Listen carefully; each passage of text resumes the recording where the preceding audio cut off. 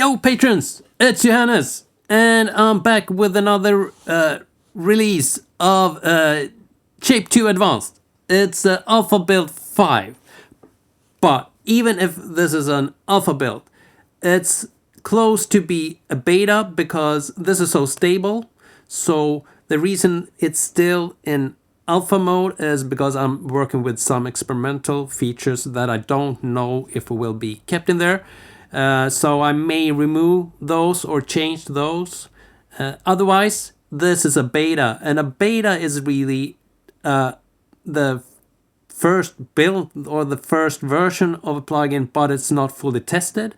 And when it's fully tested, it becomes a release candidate, and when you test it a little more, it becomes the first version. So it can be that this is the final version if I don't find any more bugs, but I probably do. But I'm using this daily. It's very stable. It's also about half the resources from the Alpha 2 build, so it's less heavy on the CPU. Let's dive into it, and there we go. It's black and white. It's one of the new features. It's a black and white features. I'm gonna talk about that soon. All right.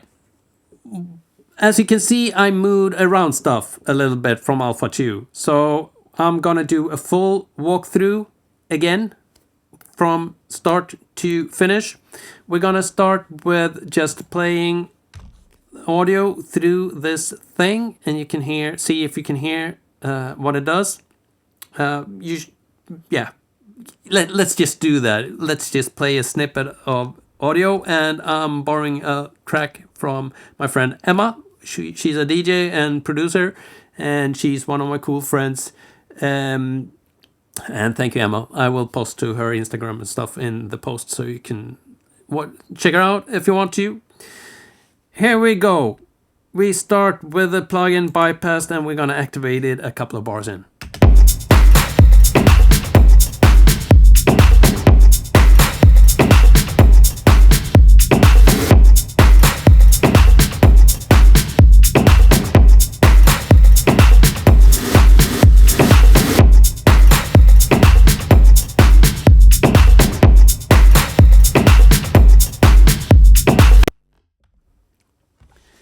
I'm guessing that most of you said, huh? What? And that's because the plugin doesn't do too much right now. It does a little thing, some things, but it's very... I'm almost tried to gimmick the original audio with the settings. Let's start by just telling you quickly what this plugin is. If you used Alpha 2, and then you probably know, but let's just do a quick explanation so you understand the plugin. This is a plugin that will take the upper part of the audio and the lower part and split that into two different streams. And the high end will just be passed through to the output, but the low end will be run through a wave shaper. And a wave shaper can be a really cool kind of compressor. It usually adds too much distortion, so you usually don't use them, but I'm using the algorithm from Sub that's removing all created distortion, so you get a very clean waveform after the wave shaper because of that algorithm. So this is a low-end compressor through wave shaping. That's what this is. And then you have a lot of controls to manipulate the sound. But the cool thing with wave shaping is that you have such an control of the waveform, because it can't be other than the values that is dictated by the wave shaper. You can't have peaks that goes too high, or it's just an extreme control. There are pitfalls with this method. Audio can be perceived as a bit more dead, so it's not a plugin that it's easy to dial in. You have to spend a little time with it, but when you do, I will promise you, and when you get your head around all the controls, then you will be able to achieve what you want to do pretty much with any low end. I'm using this, I think I use it on every master but a choir piece that I mastered a couple of weeks ago. Otherwise, it's on everything. It's on rock tracks, it's on electronic music, it's on ambient music. I'm just using it on everything. I'm using it for different reasons, but the main thing or the common factor is control. That's the common factor of this plugin. All right, let's start to talk about the plugin. Let's start with the center, the shape control. This is the only setting that you can change in the wave shaper itself. And it's on liner when you load up the plugin. That is just a liner. If value is 1 when it comes into the audio, it will be 1 when it leaves the wave shaper. So in and out will have the same value, except if you have values that come in that are higher than 0 decibel full scale, which you can have, but that's clipping. If your waveform comes in that looks like that, then it will be attenuated a little bit to fit within your dynamic range.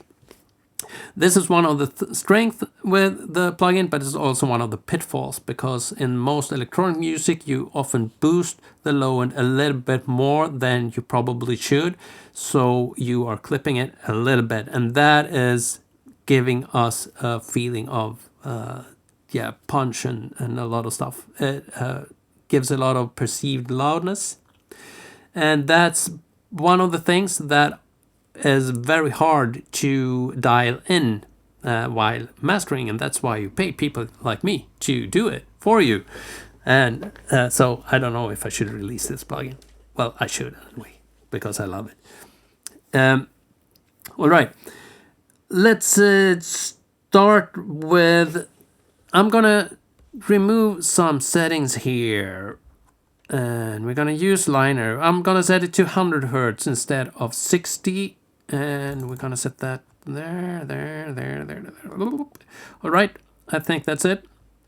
All right, we're gonna push the audio into the wave shaper. This is the first thing we're gonna do, so that I can show you how the compression sounds when you use this plugin. And I'm gonna overdo it. It will sound like shit, and you will be able to hear it. Let's go. Here we go.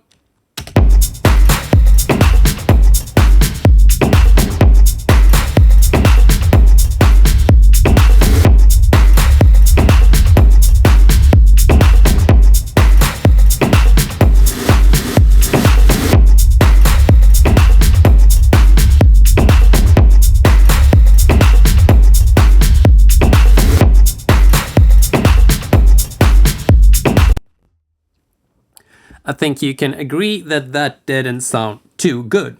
So what did we do? Well, this control, the compress low, is pretty much a VCA. It is a gain control. It will boost the signal from, in the lowest position, it's 0 decibels, so it doesn't do anything. At the max position, it's 10 decibels. So you're pushing the low end 10 decibels into the wave shaper.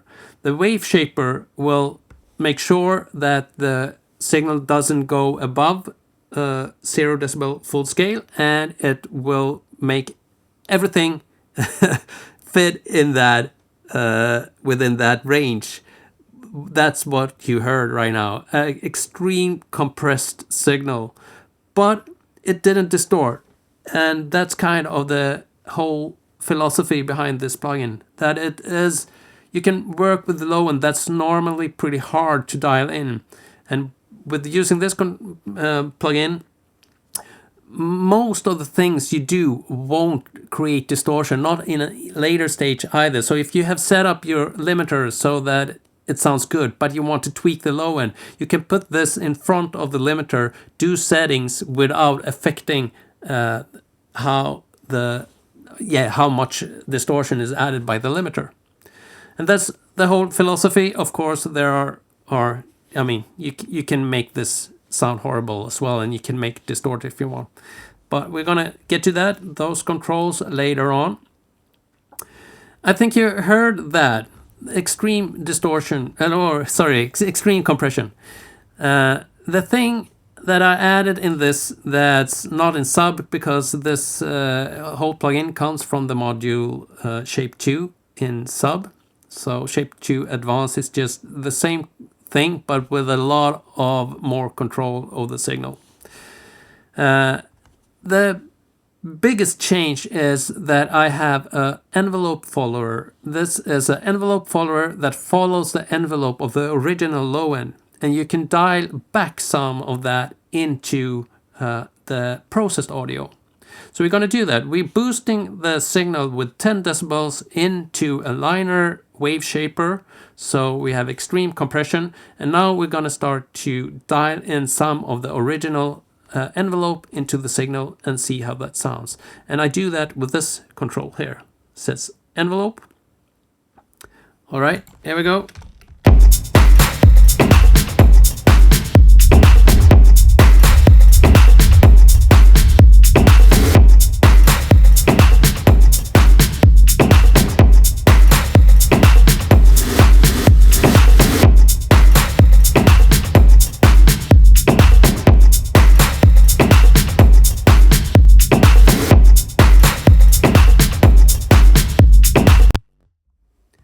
Okay, what you heard was an extreme compressed version of the original low end and then shaded back into the envelope of the original low end.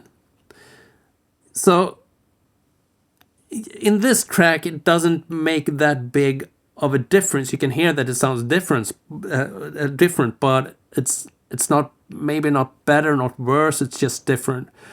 But in some cases, say that you have a kick drum in a recording that is very uneven, or in a mix that you are mastering, then this plugin can just go in, grab that, and just keep it in the exact same level at every hit. And if that gets too boring, you can always dial back with a dry wet control. So you just dial everything back a little bit to get more of that original audio or original recording blended in with the processed audio.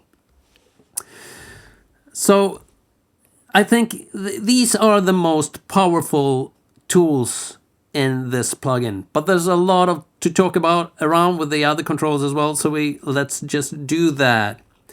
Or let's first play around with the envelope release. So this control is the release of the envelope follower that follows the original waveform, and this is a pretty cool thing. So you can pretty much take a kick that's very long and just make a short kick of it while mastering. So this is a stereo file. I don't have the different stems, so let's do that.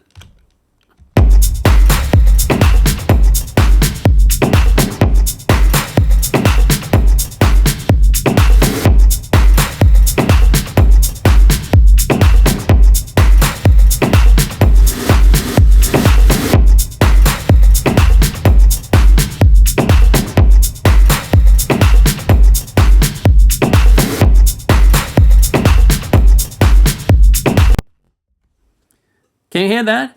I made the kick shorter, so it's not as much body in the kick anymore. It's more of a attack thing.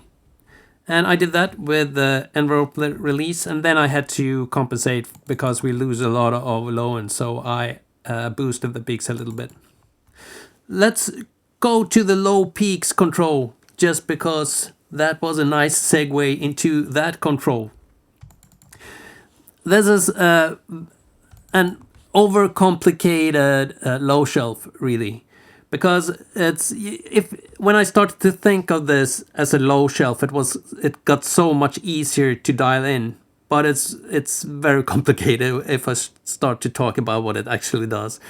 But it measures and looks like a low shelf. So after you have compressed your audio, you pushing the level into the wave shaper, and maybe you have some envelope blended in of the original envelope, and you have set the release time to something, and then you can balance the height of the peaks of the low end with the low peaks control. So if you double click so that it gets reset, then it doesn't do anything. It doesn't add or attenuate anything. If you go to the left, you attenuate by 6 decibels. And if you go to the right, you can boost it by 6 decibels. This will make the plugin, now you can boost signal so it's higher than 0 decibels full scale. So be aware of that when you use this. So it's, yeah, you can start to get in trouble if you start to boost a lot.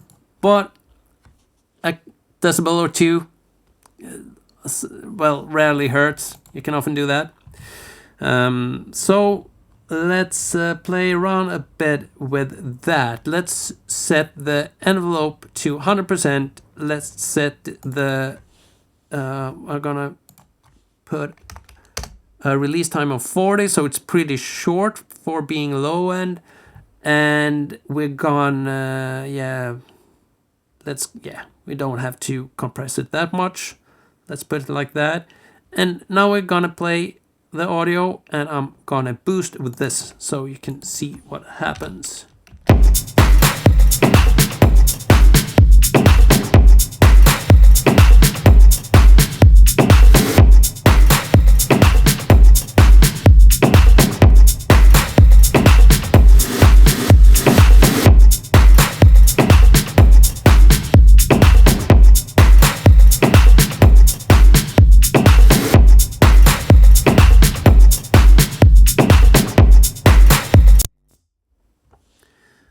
We're still pretty much changing it to it's not that much of a difference between the original audio and the processed audio, but we have shortened the kick by a lot, and I often use it like this. I'm not doing much. I'm just changing the length of the kick a little bit, or I'm just beefing up all the low end a little bit, and I'm not pushing things hard with this plugin. If I do, I push it hard and then I dial it back with the dry wet control. That's always an option.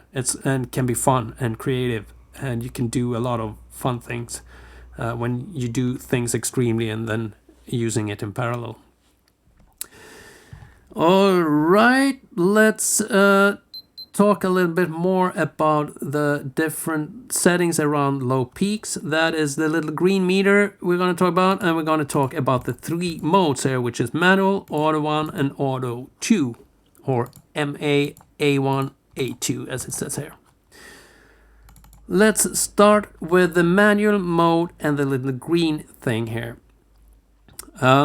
Let's put everything back to the default position. Leave it at 100. I'm usually at 70 or 60 or 70, sometimes lower. I'm rarely at 80 or 90. I think that you can do you can handle those with EQs or other compressors and stuff. So this plugin is for the lowest part of the spectrum, but we'll leave it at 100 because it's easier to hear what it does. And let's see. Yeah, okay, that's it.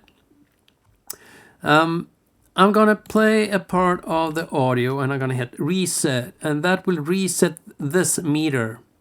And we're gonna have a look at that after I've done that.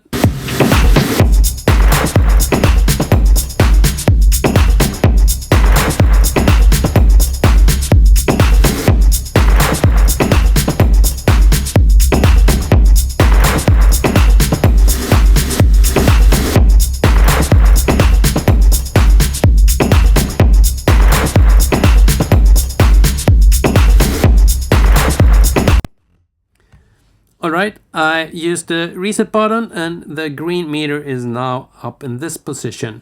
After that, I did some settings so that the audio is almost like the original audio. So I processed it a lot to just get back to where we were. But I did that for a reason. And we're going to talk about that because the green thing, what that is just a recommended setting for the peaks of the low end. this is not it's not an absolute value in the way that it always sounds good if the peaks are at this level. Audio doesn't work like that. But you can say that if you measure the average peak level of the upper part of the spectrum, and then with some relation parameters, you can say that the low end peaks should be at some kind, specific value to make the audio feel balanced. It doesn't work every time, but most of the times, if you put the peaks where this green thing is at, the audio will sound balanced. And for me in this plugin, it's more of I know that I'm in the ballpark if I'm around this. And this is techno, so it's bass heavy style, which means that I probably will be I want some more low end than the average rock track, for example, which means that I probably will be a bit right of this green marker. If I'm doing a singer-songwriter thing, but that has some kind of low end in some part of the track, probably don't want that to overtake the whole mix. I'm probably on the left side of this. Most rock and roll stuff and pop music, you probably are at the green. That said, it doesn't mean that it determines how much compression or how the low end sounds. This is just where the peaks are at. So when you set the peaks, you can actually compress the hell out of the sound to achieve more low end or perceived more low end. But the peaks will be about at the same place. It's also that it doesn't force the peaks to be at a specific value. It just sets this is the max position that the peaks will be at. So they can be lower, but they can't be higher than this value. So we're gonna make that turd that we did in the beginning. We're gonna compress the hell out of this, and we're gonna remove the envelope follower so that we just have a big turd, and then we're gonna set the level with the low peaks just so you can see how that works. And actually, maybe we should have some kind of meter as well. Let's see. Let's use a spectrum analyzer so to have a look at this. And I'm actually gonna put, this is the spectrum, the average spectrum of the audio with the plugin in bypass. So you can see the peaks, the average peaks are at this level, and the upper part of the spectrum is a bit lower. So you can see this is a typical techno track with a lot of low end information. And hopefully we can see the waveform of the processed audio here. Let's see.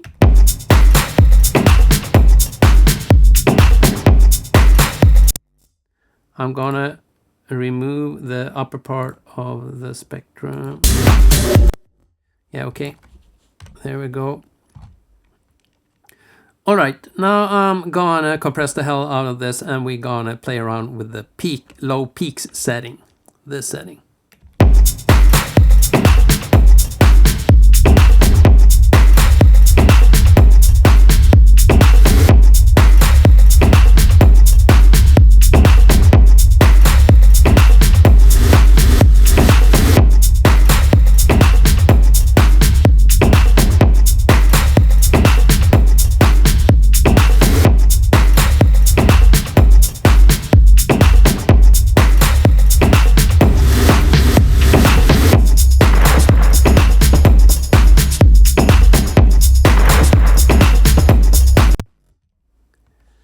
What I did now is that I compressed the hell out of the low end, and then I dialed back the peaks so that we have an average level that's the same as the bypassed audio.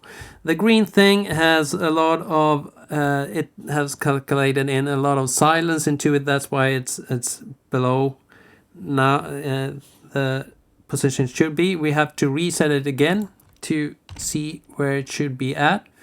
Let's do that. This is still a very compressed signal, but we're going to use the value that's recommended by the green thing after we have reset the peak value meter.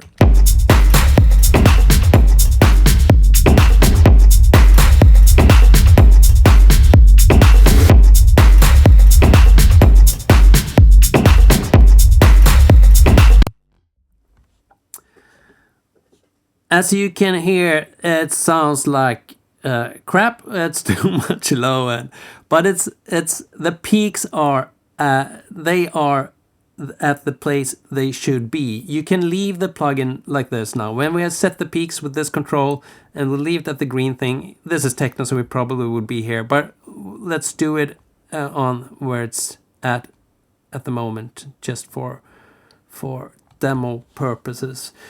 When we've done this, now we can dial in the rest of the settings so that we feel that the low end sounds the way we want to. And this is the way you use the plugin. So, and this is what I mean with it gives you a lot of control. I already know that this will work in the technical sense, no matter if it sounds good or not, but it will work in a technical sense. So with these settings, now I can start to shape how I want the low end to sound, and I know that it will work. It will be okay in a technical sense. So then it's just dialing in something that sounds good. So let's do that.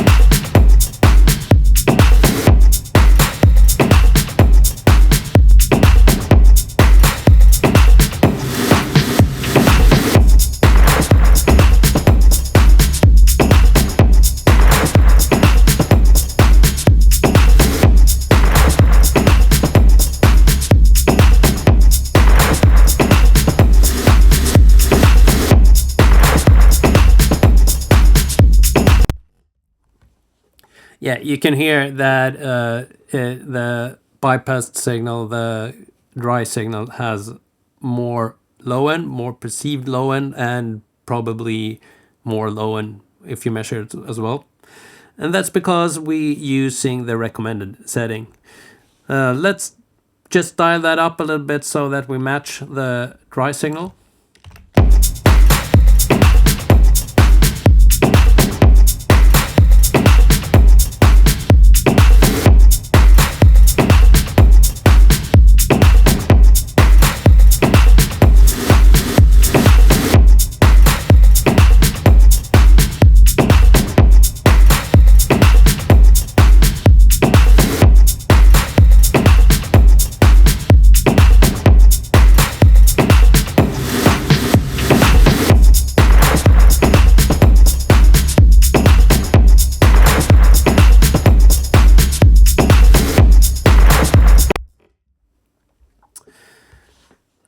This is a pretty typical setting, I would say. I would maybe use this setting.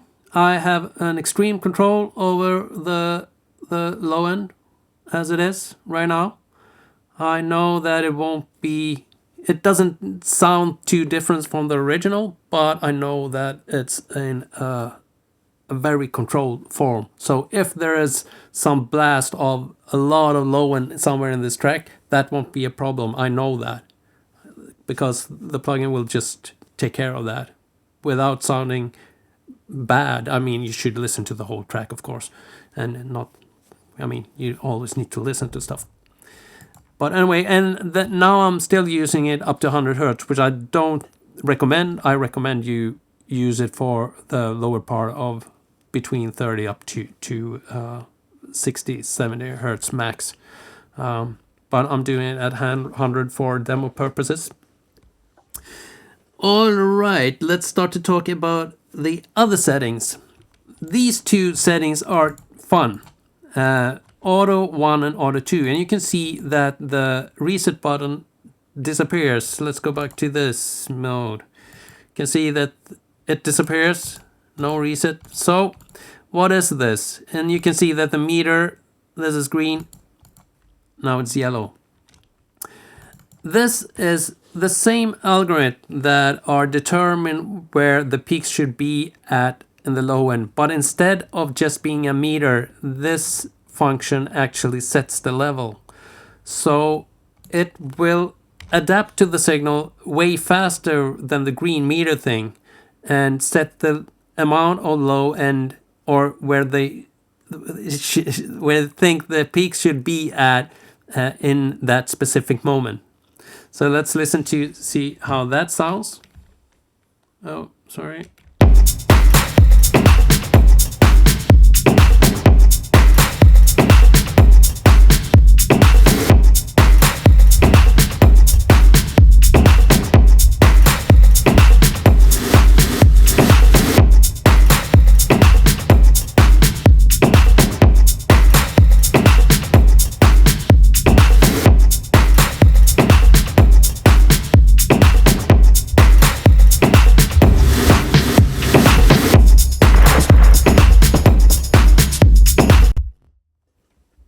Yeah, you can hear that it attenuates the signal a little bit. The same goes for this. This is an average.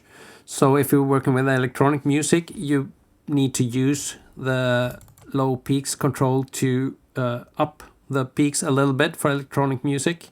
But you can see that it doesn't. If we take a look at where the green meter is, if we reset it. All right, it's about, you can see there, and the yellow meter at the same position of the track.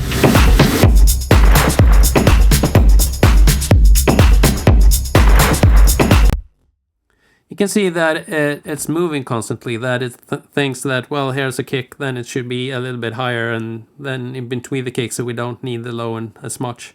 So it adjusting the peak level constantly. This makes it not as controlled as in manual mode, so this is still an experimental mode that I'm playing around with, but sometimes it's really cool. And if we set the peaks so that they match the dry signal in power.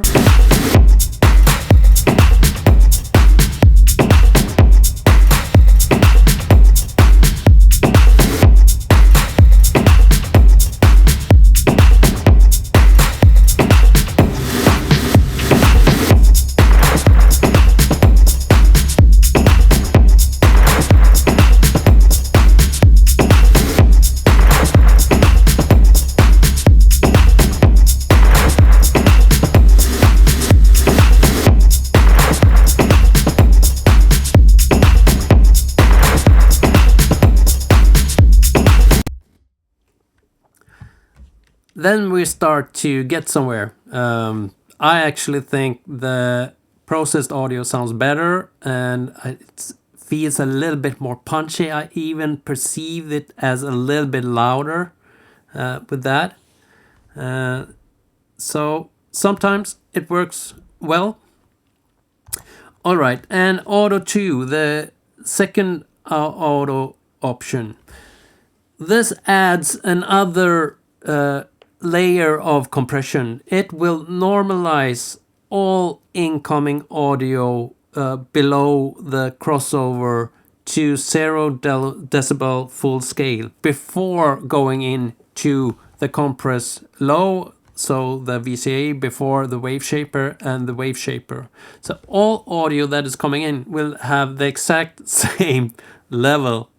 And I don't think I used this in actual master, but I played around with it and got some really cool results at times. The thing you need to realize is that, say that you have an intro where there shouldn't be no low end, but you have some low end in the recording, and that will be normalized to 0 decibel full scale, but the original audio maybe is at minus 30 decibels or something. Yeah, you can imagine how that sounds. It's just a low noise rumble that's not too nice. But then we come to the function which is the dynamic bypass. And this is one of those situations when you want to use that. It is a function that will bypass the plugin when the signal goes below the threshold. And it's tilted to the low end, so it's more sensitive to low end. So if there's no low end in the signal or less low in the signal, it's more likely that the signal will go below the threshold. We're gonna demo that, and here comes the thing with the black and white stuff as well. I think some of you already figured it out, but it's the plugin becomes black and white as the signal goes below the threshold, just to let you know that the plugin is bypassed now. It doesn't do anything. There are actually one thing that still is active when it goes below, when it's black and white, but I'm going to talk about that later. The main thing is that most of the processing things, the wave shaper and all those things are bypassed. So in this situation, if we listen to the delta and we put the threshold so that the signal stays below the threshold all the time, all we hear, we're playing right now, it's silent.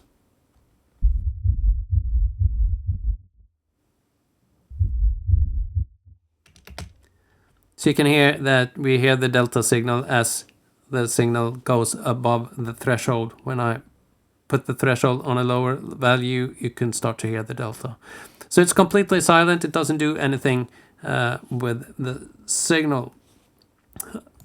This is really cool. Let's find one of those places actually where we can demo that. Here we go. Here's a part of the track where let's bypass the plugin and just listen to it.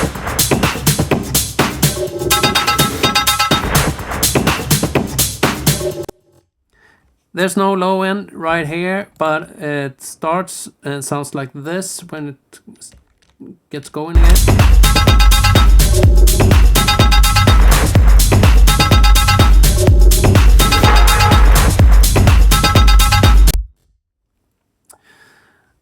The way you use this is that you find the part that is most intense in your audio, you play that and you hit this little button if needed, because if you can see the signal and with this meter and then it's easy to set your threshold, then you're fine, then you don't have to do anything. But if the signal is too low or if it's too high, then you can press this to adjust the incoming level so that it's show up on the meter. We're gonna do that.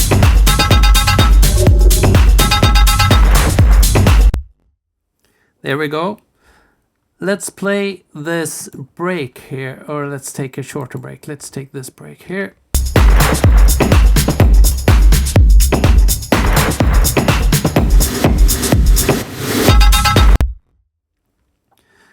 As you can see, it turns black and white and the signal goes below the threshold a couple of times during this break. We need to fine-tune that a little bit to be able to use the automatic wet-dry control. So let's do that.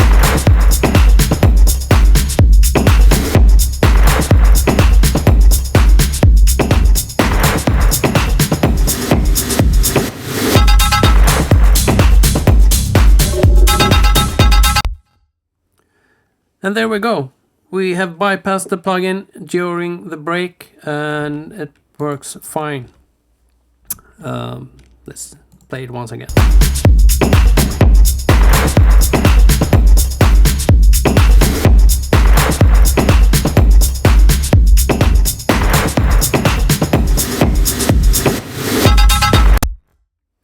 Yeah, you can see the colors coming back on a short peak there somewhere, so we still need to adjust it a little bit. It actually works better when you're working with lower frequencies. Up at 100, it's so much going on in the signal, and the signal that you see here use the signal that's from the low pass signal that you set with this. So if you set it to 70, this will represent the audio from 0 hertz up to 70 hertz. And if you set it in 40, it's up to 40. And that's actually why I added this black and white thing, because when you change this, a lot of things happen with the signal that show you the signal here. So I found myself, especially when you go down in frequency, all of a sudden everything is below the threshold, and I didn't notice because I couldn't.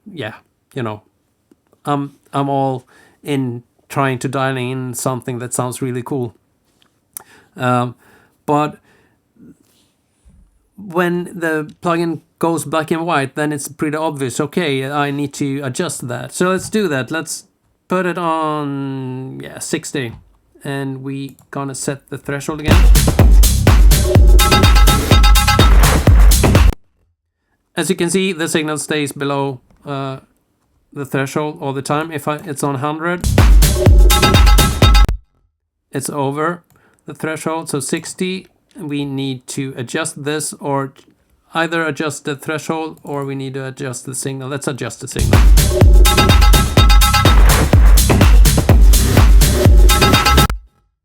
All right, let's play the break again.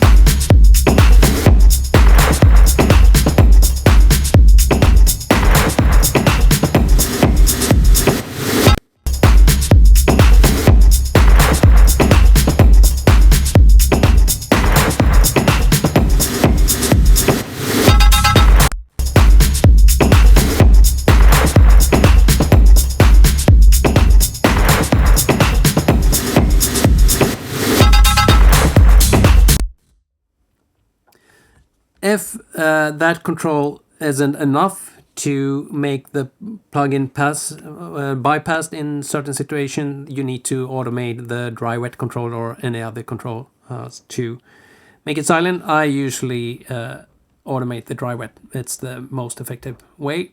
And since this is a line of phase plugin, it won't mess up your phase. So you can work with it at any amount of dry wet as you like.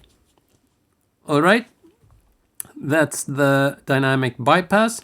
There's another control that belongs to this setting. It's the below control, and I don't use that too much in this plugin, but since that was in the code already, since this is taken from other plugins that I made, so I just left it there because it can be nice to have.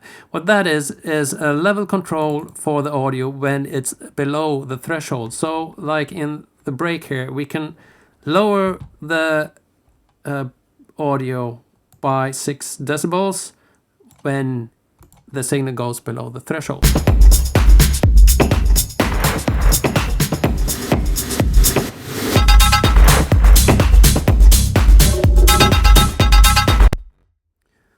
As you can hear, it starts to sound like a pumping compressor, so it's not recommended for that. But sometimes it's pretty cool to just be able to attenuate or boost the signal when it goes below the threshold. It's more so in other plugins, but it can be cool in this plugin as well. All right, what's left to talk about? The knock control. That will add synthesized transient that plays a lot of energy between 40 and 60 hertz just at the transient. And the idea behind that control, it's experimental, so I don't use it a lot, but the idea is to move more air when you working with club music. So you push the cone of the subwoofers, move more air, people feels the music a little bit more when the kick hits or any low end. It just makes things shake a bit more down in the lower region of the frequency of the spectrum. We can listen to it. It's a lot of situation where I don't hear it that often in the studio. Sometimes I do, but most of the times I don't really hear any difference. But when you do, then it can be really cool, and it can sound really, really good. But it can also be a bit too much. But let's use it.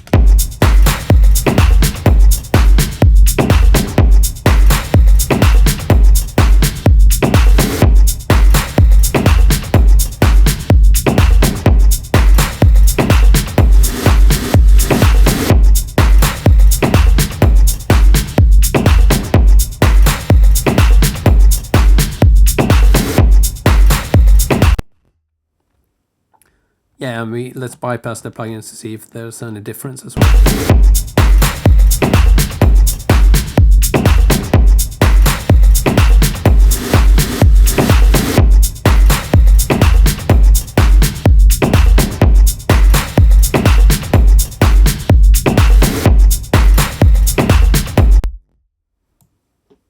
Yeah, maybe move a little bit more air. That's what knock amount is. And then we have Natural 30. Natural 30 is a button that you can push in the Alpha 2 build. This was you activated a high pass when you pushed this button. This version is the other way around. So when you push this, you will keep the original low end. So it won't be processed. So it's the frequencies from 0 up to about 30 hertz, they will just be left alone. And that can be very good because high pass sounds so unnatural and can take away so much energy from music. So I found that this was the best way, because the way I constructed the whole plugin, it needs a high pass in the process of the plugin. But there's nothing that says that why can't we just let the frequencies below 30 hertz just pass through the plugin. So I did that. I often leave this in the in position. I often leave the low end as it is from 0 to 30 hertz. If there's no problem, then just leave it there. It's probably sounding better with it than without it. And then we have the little knob that doesn't have any explanation on the interface, and I need to solve that in some way.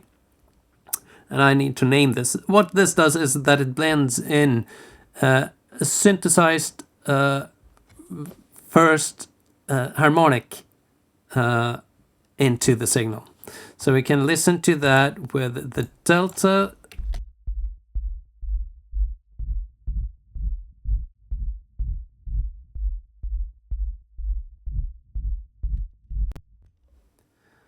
Right now this sounds more like a scraping sound when I blend it in. It can be very effective, especially to let you hear low end on smaller speakers.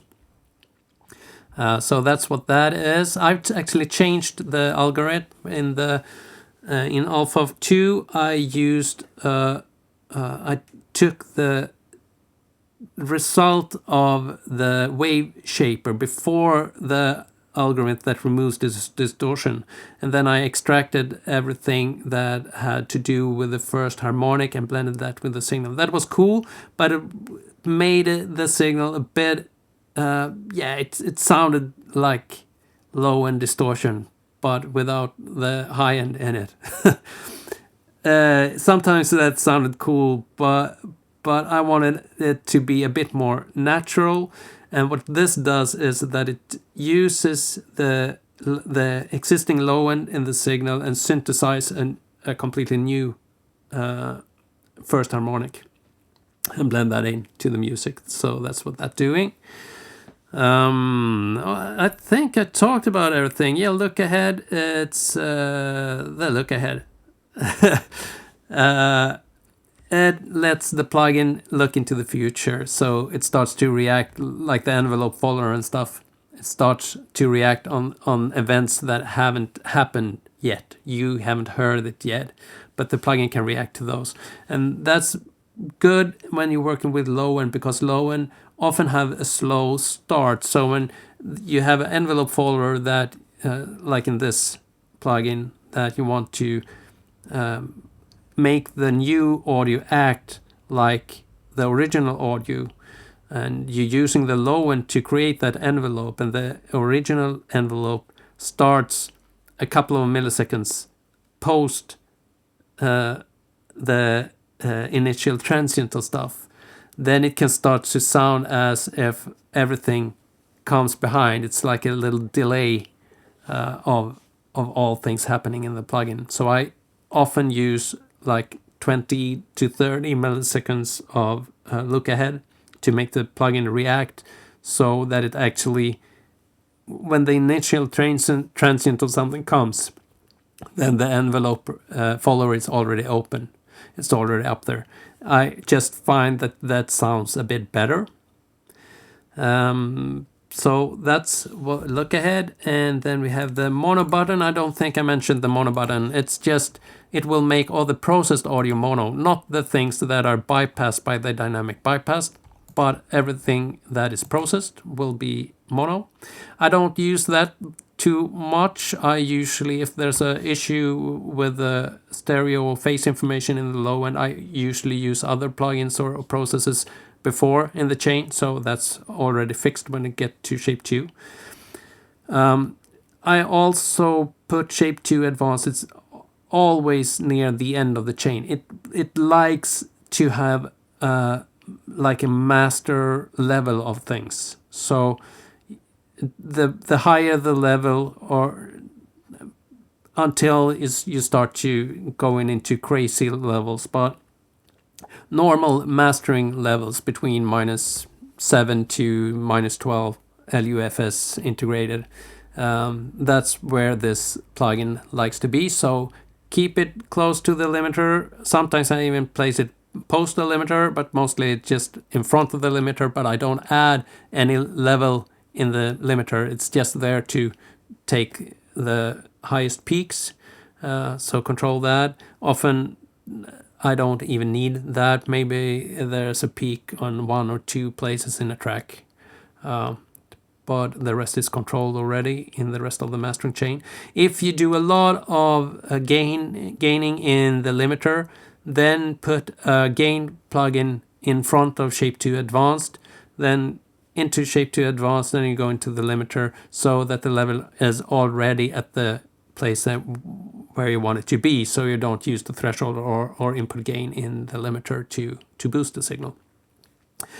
All right, that's now it's just the loud C button left, and that is loudness compensation. But I named it loud C of a reason, because you can read it as loudness compression as well. And I had that in Alpha 2, but in Alpha 3 I removed all loudness compensation and the built-in compressor that was based on loudness compensation as well. I removed them because I thought that, well, this plugin, it has to do with the low end. It doesn't have to do with loudness really. But then I started to use the version without that, Alpha 3, that you haven't seen. I started to use that while mastering and realized that I missed the function, because sometimes it sounds so nice, since it's not a set value, it's a moving target. So it adjusts the level of the processed audio constantly and measures it against the dry signal. So it tries to make the wet signal have the same loudness as the dry signal. This acts as a compressor, and it sounds amazing sometimes. I tried to achieve the same compression with a normal compressor, and I couldn't. So I decided to add it again, for that reason, and the other reason was that as soon as I started using this without any loudness compensation, then I loaded up Perloffs and listened through that and realized that I wanted loudness compensated. I want loudness compensation in everything. So it's back, and you just push that, and then you can see if your if you gain any loudness by doing settings, let's play around with that and see if we can make the signal just sound louder. I'm not gonna make sound good, just louder. Let's see, just to demo this.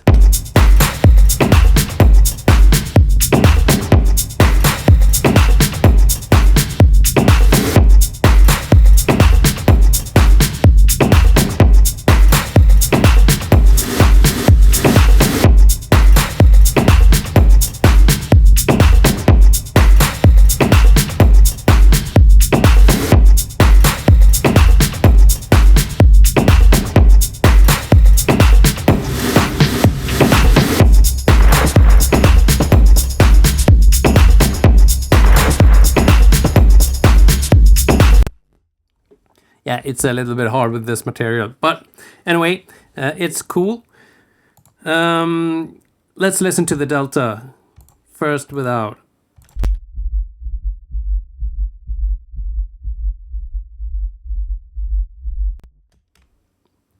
When we listen to the delta without the loudness compensation, you can hear that it's just low end. When we hit the loudness compensation,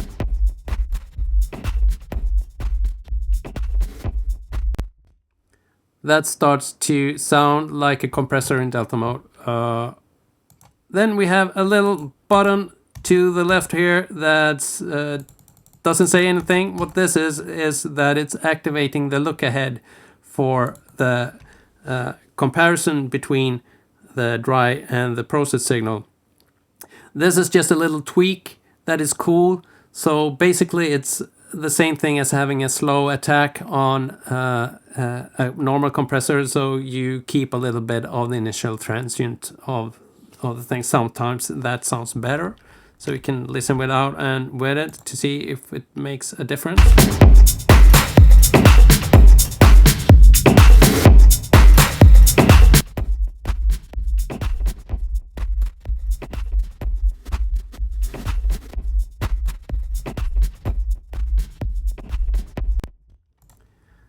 Yeah, you can hear that is a bit of a difference. So that's what that is. It's just try to hit that sometimes, and if you like what you hear, then it's just keep on using it. If not, then leave it off. Oh, Jesus Christ, my throat hurts. I think I talked too much. It's almost an hour of going through this video, and I think I'm done for the day. I hope you like Shape2 Advanced. I know I love it. I think it's one of the best plugins that I made, and it's on every master, and clients have been happier than ever. So try it out, and you need to spend some time with it, but once you get your head around all the functions, then you're gonna love it. I promise you, because I do. All right. And I love you guys, and see you with the next video, and yeah, have a nice evening. Bye bye.